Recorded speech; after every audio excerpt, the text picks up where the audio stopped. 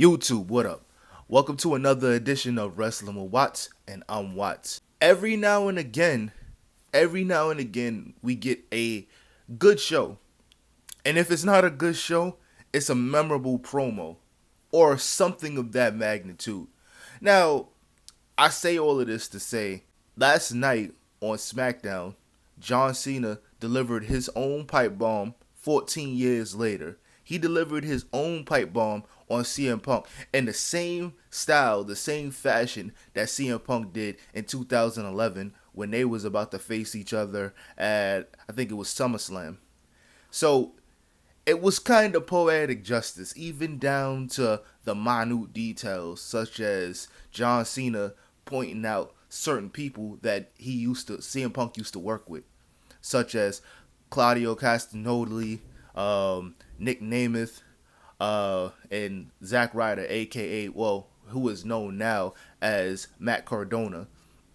And it was a needed poetic justice moment because, like I said before, it felt like John Cena was phoning it in this entire time, but every now and again they'll turn it up. I feel like, yeah, I know what John Cena said as far as not looking at the internet and stuff like that, but nah, he must have seen the rumblings that people was saying some things about him, because it ain't no way he just came out and said, you know what, this is the perfect time to do something of this magnitude. And I'm going to be honest with y'all. I don't think that this was even in the cards in the first place. I don't think that we were supposed to get CM Punk versus John Cena at Saudi Arabia, especially given the fact that CM Punk sworn up and down that he wasn't going to go there. But, I mean, real spill, that never meant anything to me, mainly because he came in at the very beginning, and what did he say? I'm not here to make friends, I'm here to make money. That's why John Cena calling CM Punk a capitalist was such a hard-hitting moment. I felt it in my chest, and now it feels like the heel turn is starting to actually feel like a heel turn, because what makes me feel a way about this is like, where the hell was this for the past 6 months? Where was this for the past 6 months? We needed something like this.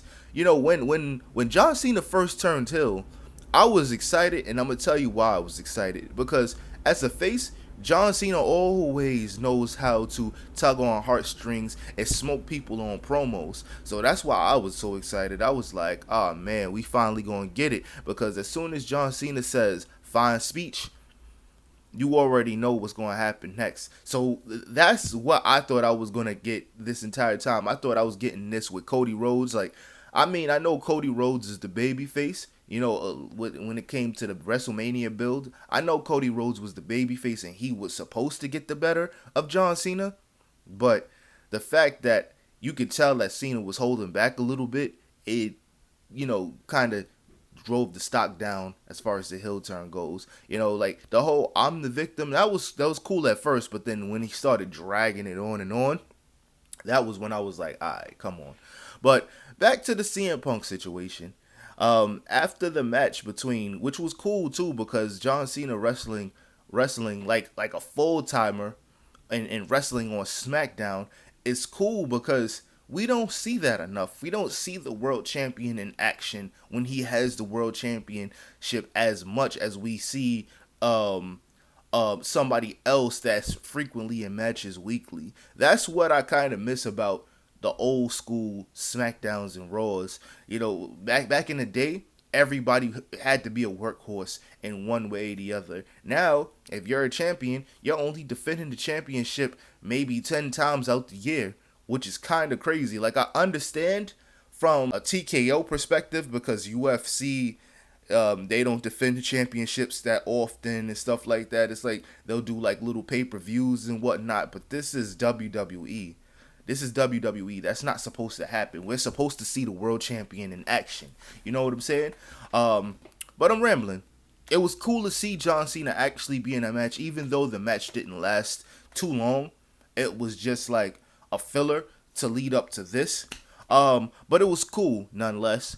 And it kind of just feels like John Cena took the training wheels off because he said, I'm going to be damned if I'm going to let them ruin my last run for real. We needed that.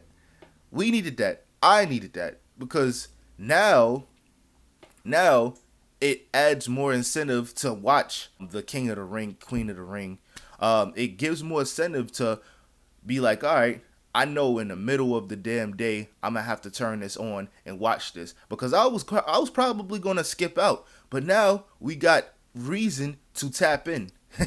We have reason. I wasn't going. I was just gonna watch the highlights. So just to see this, it felt good.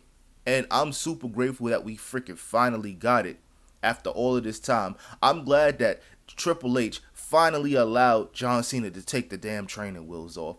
That was great. But ladies and gentlemen, I want to know what you guys think about this entire ordeal. I am actually going to be somewhat invested now.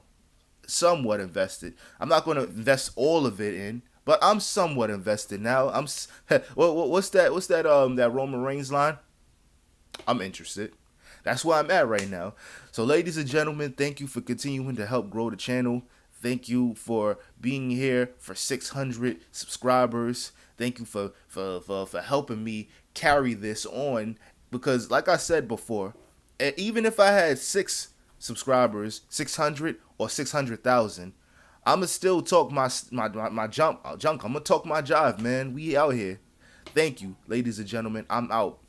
Peace.